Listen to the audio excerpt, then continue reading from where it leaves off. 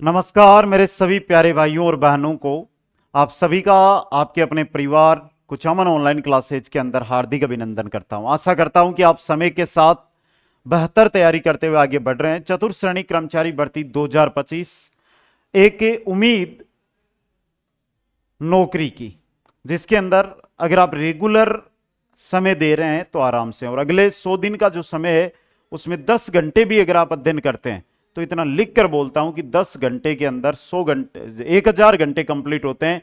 और ये 700-800 घंटे का पूरा मैटर है जिसको आप जीरो से हीरो के लिए तैयारी कर सकते हैं। आशा रखूंगा कि जो भी साथी जुड़ रखे हैं वो तटस्थ होकर बन जाओ। किताबों के साथ ऑनलाइन या कहीं से भी तैयारी कर रहे हो, एक साथ जुड़ जाओ। मैं ये नहीं कहता हमारे साथ जुड़ो, किसी के भी साथ जुड़ो, लेकिन तटस्थ होकर तैयारी करो। इस भर्ती में सिलेक्शन नहीं हो तो बाद में सोच लेना, इतनी बड़ी भर्ती आपको देखने को भी नहीं मिलेगी।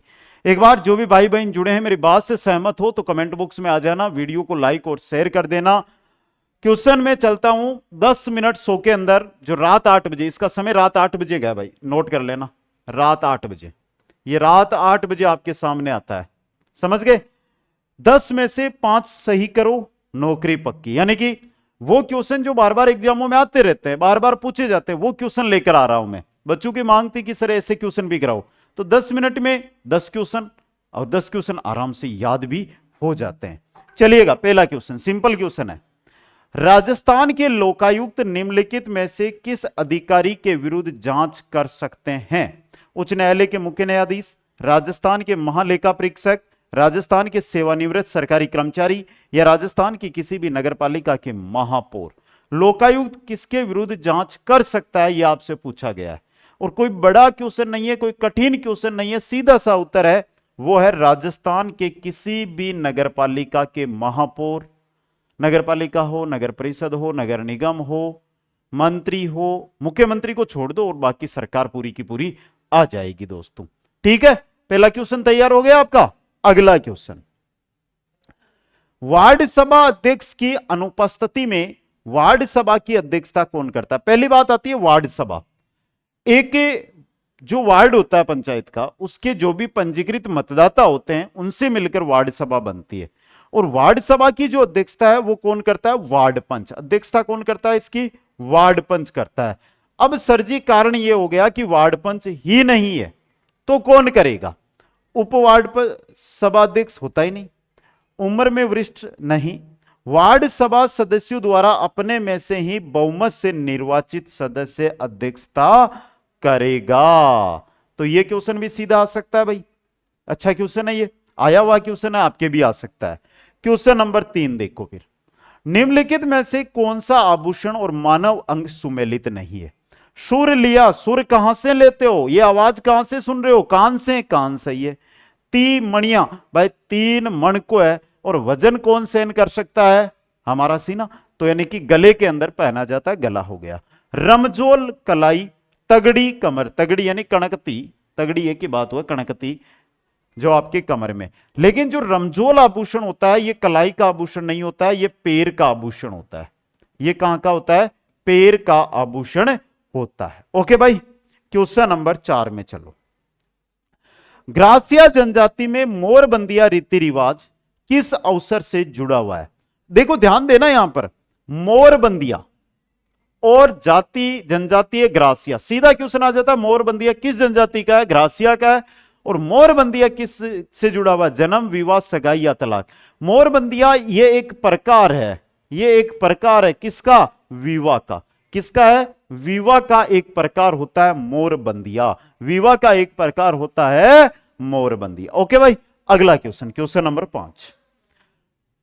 1857 के विद्रोह के समय ठाकुर कुशाल सिंह ने किस जगह विद्रोहियों का नेतृत्व किया था? क्वेश्चन है, ठाकुर कुशाल सिंह चंपावत की देवी या कुल देवी? कुल देवी, सुगाली माता, कुल देवी है सुगाली माता।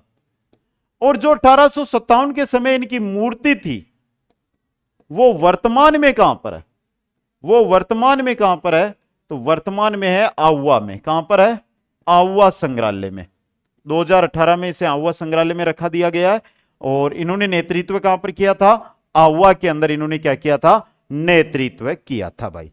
क्वेश्चन नंबर 6 देखो फिर, संप सभा की स्थापना किसने की? 1858 में बासिया गांव में जन्मे, डूंगरपुर जिले के अंदर बासिया गांव में जन्मे कौन थे जिन्होंने संप सभा की स्थापना 1883 ईस्वी के अंदर की थी। और संप सभा का जो पहला अधिवेशन है वो कहां हुआ था? ये क्वेश्चन बहुत आया भाई। पहला अधिवेशन है ये मानगढ़ में हुआ था। कहां पर हुआ था? मानगढ़ पहाड़ी पर हुआ था। और किसने की थी? गोविंद गिरी ने। बांसिया दुगारी की जन्म कहां पर हुआ था? बांसिया दुगारी गांव है वो डूंगरपुर में, वहां पर। हो गया कंप्लीट, कोई डाउट नहीं है। चलो भाई क्वेश्चन नंबर 7 की ओर। किस वर्ष राजस्थान सेवा संघ का स्थानांतरण अजमेर हुआ? पहली बात अगर मैं बात करूं कि समय है 1919 का, समय है 1919 वर्धा स्थापना किसने की थी? विजय सिंह पतीक ने। विजय सिंह पतीक ने, समझना भाई, विजय सिंह पतीक ने। 1920 के अंदर इसका जो स्थान है वो कार्यालय वो कहां आ गया? अजमेर। कहां आ गया? अजमेर। एक है रामनारायण चौधरी और हरिभाई किंकर। समझना भाई, क्वेश्चन की जड़ी लगेगी यहां से। इन्होंने सहयोग किया था।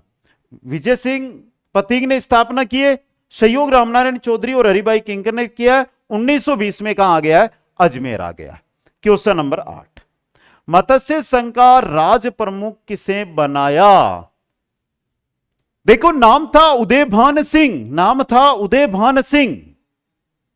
तो सर जी उदयभान सिंह नाम था, तो क्या ये उदयपुर के थे? तो हो जाओगे मेरे भाइयों गलत। क्या हो जाओगे? गलत हो जाओगे। उदयभान सिंह। और सबसे इंपॉर्टेंट, प्रधानमंत्री कौन बने थे? शोभाराम कुमावत प्रधानमंत्री बने थे। धौलपुर के शासक थे, नाम था उदयभान सिंह। बात करते हैं मत्स्य संघ की। मत्स्य संघ में 4 रियासतें थी, भरतपुर, अलवर, धौलपुर, करौली और निमराना। ठिकाना था निमराना।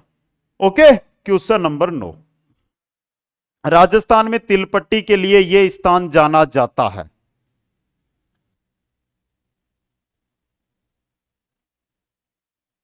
क्वेश्चन क्या कह रहा है? राजस्थान में तिलपट्टी के लिए कौन सा स्थान जाना जाता है? जोधपुर, बीकानेर, ब्यावर या अलवर?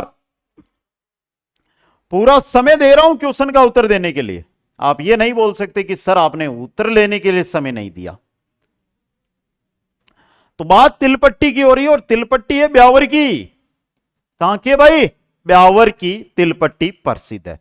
अगला क्वेश्चन बिल्कुल सिंपल सा क्वेश्चन, और आशा करूंगा कि आप सभी का सही उत्तर भी अगले क्वेश्चन का आएगा, क्योंकि सिंपल क्वेश्चन है ये। अच्छा उत्तर देखिएगा। सबसे पहले दिया हुआ चांद बावड़ी, सबने पढ़ रखा है। चांद बावड़ी दौसा की आबानेरी में है, तो देख लो भाई। सुनहरी कोठी कहां पर है सर? सुनहरी कोठी टोंक में है भाई। अमर सिंह राठौड़ की छतरी या अमर सिंह संग्रहालय कहां पर है? तो ये कहां पर है? नागौर में। और आगे आया ब्रह्मा मंदिर जो पुष्कर में, और पुष्कर किस जिले में? अजमेर में। तो उल्टा क्रम दिया, 4 3 2 1। कौन से में हो रहा है? सी में सही हो रहा है। तो बताओ भाई, क्या 10 में से आपने 5 प्लस सही उत्तर दे डाले यहां पर? अगर दे डाले तो आप धन्यवाद के पात्र हो। कमेंट करके बता दो एक बार। और अगर चतुर्थ श्रेणी कर्मचारी भर्ती में करना चाहते हो पहली बार में सफलता का शिखर पार, तो देखो ये रही बैच। और 5 in 1 यानी live course, MCQs batch, recorded course, schedule test series और 20 मेजर टेस्ट अलग से, मात्र 299 रुपए में। ये तो है कॉम्बो बैच। अगर अलग अलग लेना चाहते हो तो ये रहे आपके सामने। जाओ ज्वाइन करो, और मैं बोलूंगा, मेरी राय मानोगे, मेरी समझदारी का काम लोगे, तो ये बैच ज्वाइन करो, कॉम्बो बैच ज्वाइन करो। विश्वास दिलाता हूं सफलता का शिखर यहीं से बनेगा। सभी साथियों को बहुत बहुत धन्यवाद। मिलूंगा नेक्स्ट क्लास में। हंसते रहे, मुस्कुराते रहे और पढ़ते रहे। जय हिंद, जय भारत, जय जय राजस्थान।